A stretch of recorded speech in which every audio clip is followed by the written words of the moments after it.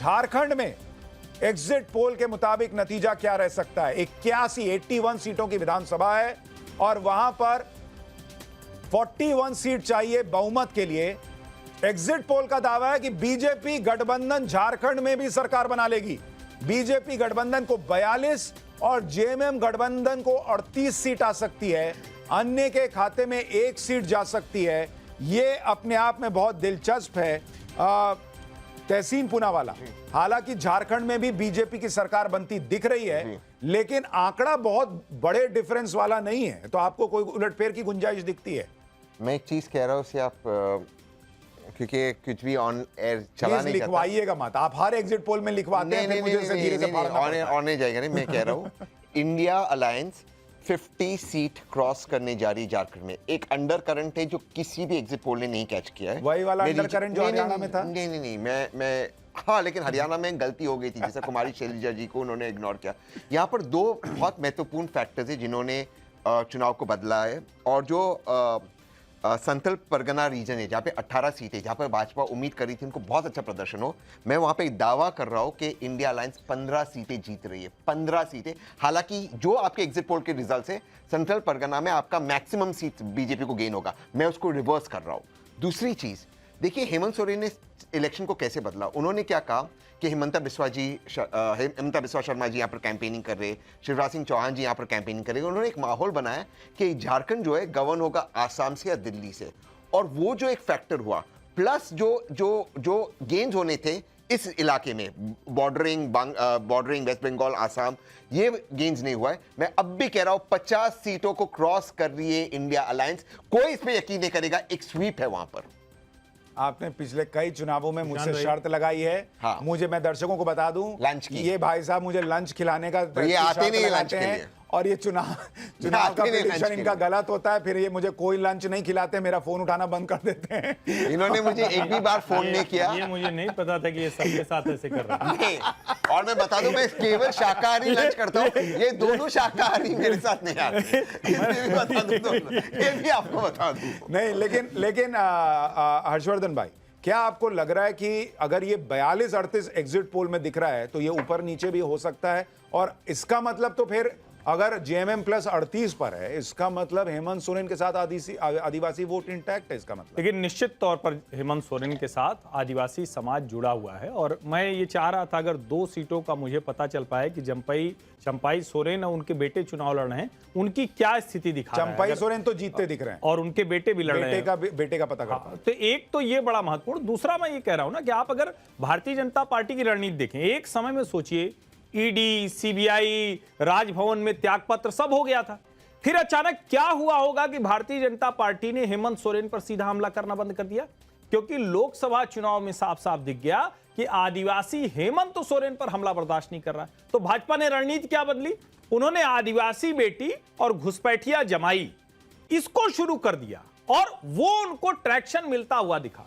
ये जो 14 सीटें कोल्हान बेल्ट की हैं, जिसमें भारतीय जनता पार्टी एकदम साफ हो गई थी। और अगर ध्यान से देखें, अब परिणाम तो अब तो एग्जिट पोल आ गया, अब उसके आगे का आना है। मैं क्यों कह रहा हूं कि वहां सरकार बन जाएगी? क्योंकि आप देखिए, चंपाई सोरेन, सीता मुर्मू या सीता सोरेन या जितने ऐसे लोग हैं जिनको हम आदिवासी के तौर पर शिबू सोरेन के साथ जुड़ा हुआ देखते थे, वो सब भारतीय जनता पार्टी के साथ आ गए।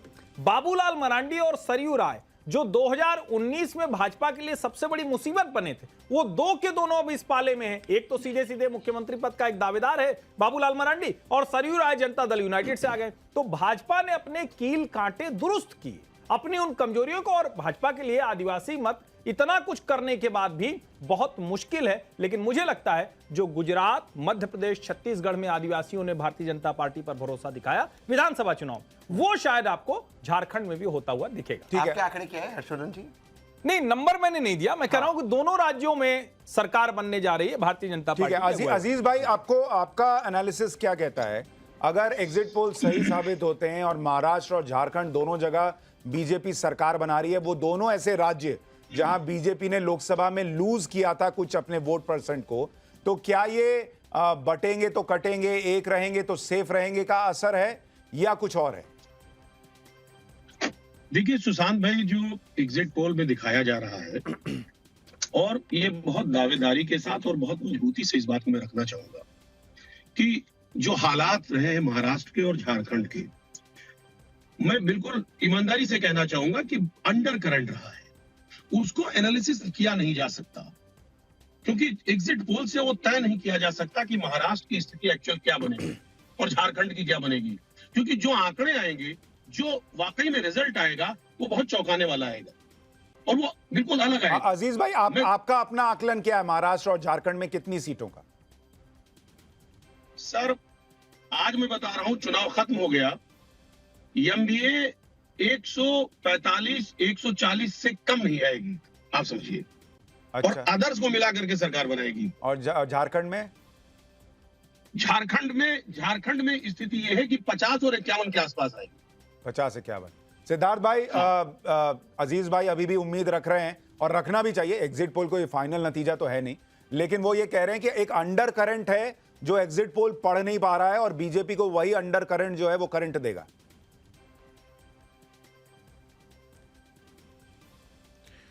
सुशांत जी, अगर आपने तहसीन जी की बात को गंभीरता से ले लिया होता तो अजीत जी को अपनी आवाज को भारी करके वही बात कहने की आवश्यकता नहीं पड़ती। उन्होंने बहुत आवाज को भारी करके कहा कि अंडर करंट है, और वो हर बार कहते हैं, उनका काम भी है कहने का। एक आंकड़ा मैं भी आपको दे देता हूं। झारखंड के अंदर Bharatiya Janata party 50% vote share के मार्क को भी क्रॉस करेगी। 50% वोट शेयर के मार्क को भारतीय जनता पार्टी, ये जितने प्रकार का नैरेटिव बिल्डिंग है अंडर करंट का, ये तो 2 दिन की बात है। चलिए 2 दिन तक काटना है, 3 दिन काटना है तो कह लीजिए, पर जब एग्जैक्ट पोल आपके सामने आएगा तो प्रचंड बहुमत की, पूर्ण बहुमत की सरकार भाजपा झारखंड के अंदर बनाने जा रही है। और उसका कारण है, मैं 10 सेकंड में बता देता हूं। क्योंकि जिस प्रकार से रोटी बेटी और माटी की लड़ाई भारतीय जनता पार्टी ने झारखंड के अंदर लड़ी, और जल जंगल और जमीन पर जिस प्रकार से हमला जेएमएम की सरकार ने वहां किया था, वो वहां के हर वर्ग के मन में उतरा है। कैसे वहां के हक को छीन करके, आदिवासी समाज के हक को छीन करके किन लोगों में बांटने की एक साजिश जेएमएम की थी, और किस प्रकार से विकास की धारा का वादा और विकास की धारा का स्वप्न भारतीय जनता पार्टी का था, ये परिणाम बिल्कुल आपको रिफ्लेक्ट होता हुआ दिखेगा। तो सरकार तो आपका एग्जैक्ट पोल दिखा रहा है, पर मैं फिर से विनम्रता से कहता हूं, अमित भी हमारे सहयोगी कवर कर रहे थे चुनाव को। अमित, जीत के साथ झारखंड में आपको क्या लग रहा है अमित? देखिए, मैं जमशेदपुर से आता हूं, झारखंड को बहुत नजदीक से देखता हूं, क्योंकि 28, अगर देखिए इसमें बड़ी भूमिका है आदिवासी। जो 28 सीटें हैं, पिछली बार 26 उनके साथ थी, हेमंत सोरेन के साथ, जेएमएम के साथ। इस बार जो खासे कोल्हान इलाका जो कि पूरी तरह बीजेपी साफ थी, वहां पे 5 सीटें दिख रही है। वहां पर जो है 2 आजसू के अलावा बीजेपी और जेडीयू के पास भी जा रही है, तो वो अगर वहां पे 5 गेन करती है, और संथाल में 4 सीटें थी पिछली बार, जिसको लग रहा है कि इस बार वो अच्छा करेगी, तो इसी लिहाज से काफी क्लोज है। लेकिन मुझे लग रहा है कि अभी भी बहुत ज्यादा नजदीक है, बहुत कम आंकड़े पर थोड़ा पलड़ा जो है मेरे अंदाजे से, जो अगर देखिए तो थोड़ा जेएमएम के बहुत ज्यादा खिलाफ भी नहीं है, इसलिए बहुत नजदीक है मुकाबला। जो आंकड़े हैं 42 जो दिखा रहा है, मुझे लगता है लगभग 1-2 सीट आगे पीछे हो सकता है, लेकिन बहुत ज्यादा अगर 50 की बात, मुझे थोड़ी उम्मीद कम लगी।